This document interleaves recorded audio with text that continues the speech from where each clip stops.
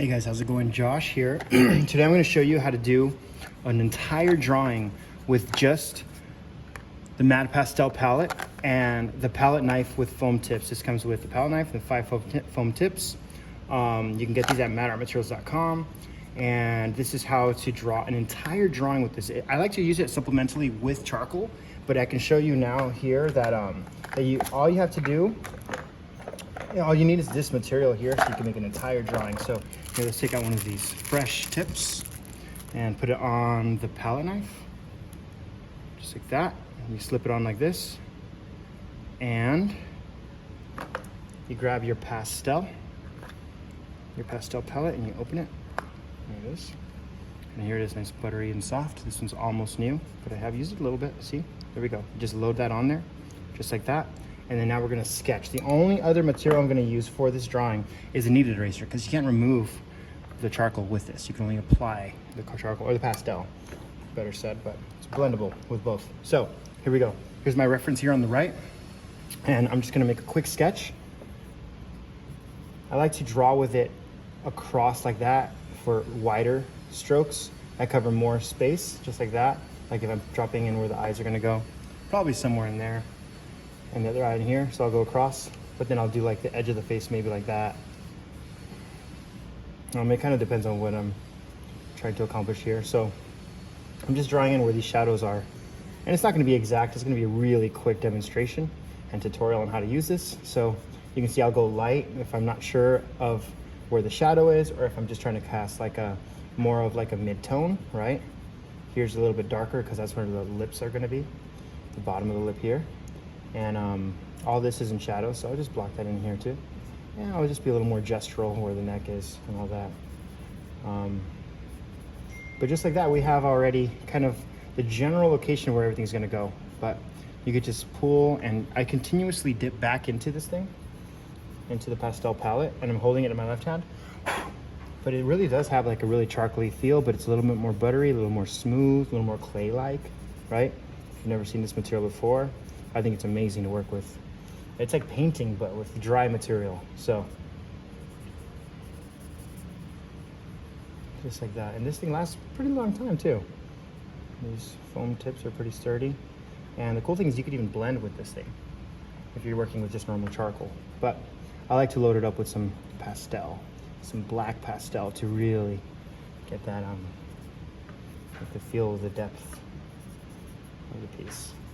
Very cool. I'm not going to go all the way in the details of all this, but now that I have kind of a general structure of where everything goes, what I'm going to do is I'm not going to load it again. I'm just going to unload this. So you see it's light now, right?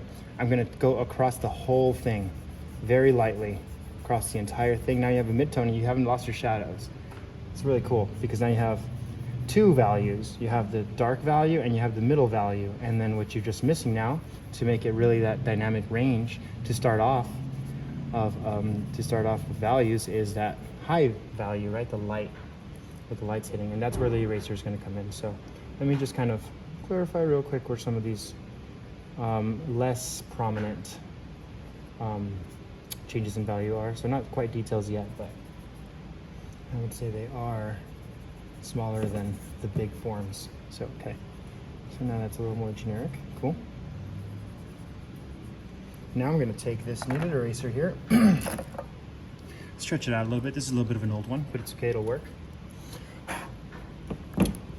Now I'm going to shape it into like a chisel and really make sure I'm blocking in where that light is hitting, right? I'm trying to leave some of those mid-tones still.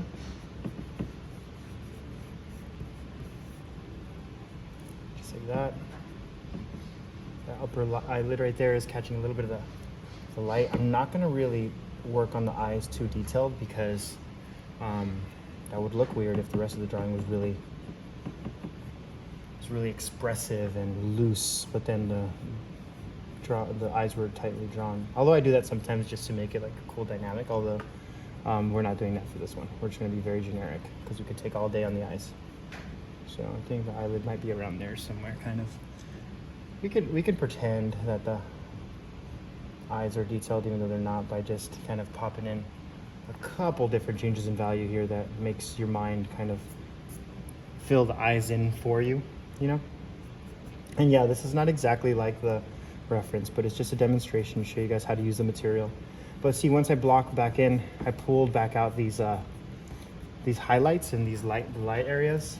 Not so much highlights, but more like light areas, because the highlights are even brighter.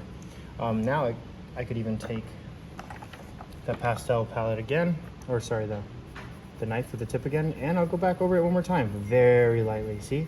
Now we have like what looks like more of a range, but we've lost some of those darknesses, the darkest, richest parts of the drawing here. So I'm gonna block those back in a little bit, just where I feel like they're powerful and necessary. Not really using line to draw, but more like form and shape, right? See, I'm gonna come across here, make that cheek shadow, right here, the cheekbone shadow. Pop in some more deeper shadows here, where the cast shadows meet the Terminator shadows. And then, just like that, you can draw a whole drawing with this thing. Sometimes I do, just because I want to feel loose and I want to feel like I'm painting while I'm drawing. I'll just use this material. I've sold many artworks with just the palette knife alone. Drawing with the palette knife and the pastel palette alone. In itself, it's a really cool material. But I think it's absolutely great to use all together with the rest of the drawing kit essentials, like the willow charcoal and the woodless charcoal pencil and the compressed charcoal. Yeah, so now I'm gonna get into these in the weeds here if I keep pushing this thing a little too much, but I'm gonna spend hours on this piece. But you can get some really expressive, cool gestural lines with this, and shapes and forms, without spending so much time with the pencil tip, like trying to render everything out. So I think it's a beautiful material thing to draw with. My team and I developed this over a long period of time with the right material. It's a little bit less pastel-y than some of the other things that you might find on the market similar. So it's got a little more of a charcoal feel to it, which I like because it's a little more loose, right? And it blends even better with that charcoal. So I would say, and then it could still get really black, really rich, really deep.